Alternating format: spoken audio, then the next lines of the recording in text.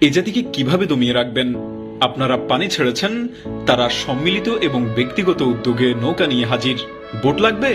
Karnaphuli shipping boat supply দিচ্ছে। উদ্ধার কাজে নিয়োজিত বোটের জন্য তেল লাগবে? পেট্রোল পাম্পের মালিকরা তাও ফ্রি করে দিয়েছে। ত্রাণকর্মীদের যাতায়াতের জন্য 21 এক্সপ্রেস তাদের বাস ফ্রি করে দিয়েছে। মোবাইলে কথা বলার জন্য মিনিট ও নেট নেই? মোবাইল কোম্পানিগুলো মিনিট এবং নেট চালু করে দিয়েছে। মোবাইলে চার্জ নেই? টাওয়ার কর্তৃপক্ষ চার্জ দেওয়ার ব্যবস্থা করে দিয়েছে। 22/8/2024 তারিখে রেকর্ড পরিমাণ রেমিটেন্স এসেছে। টিএসসিতে একদিনে অনুদান উঠেছে 14 লাখেরও বেশি টাকা। সারা দেশ থেকে মানুষের অনুদান সংগ্রহ করে আসসুন্নাহ ফাউন্ডেশন দিচ্ছে 10 কোটিরও বেশি টাকা। হিন্দুরা টাকা দিচ্ছে আসসুন্নাহ ফাউন্ডেশনের মাধ্যমে। কিছু বাস রেস্কিউ টিমের জন্য ভাড়া ফ্রি করে দিচ্ছে। রিক্সাওয়ালা তার সারাদিনের আয় দান করে দিচ্ছে। কিছু এজেন্সি থেকে হেলিকপ্টার পাঠিয়ে দেওয়া হয়েছে বন্যা দুর্গত এলাকায় মানুষদের সাহায্য করার জন্য। আর মা বোনেরা গলার চেন খুলে বলছে, এটা ছাড়া আমার কাছে দেওয়ার কিছুই নেই।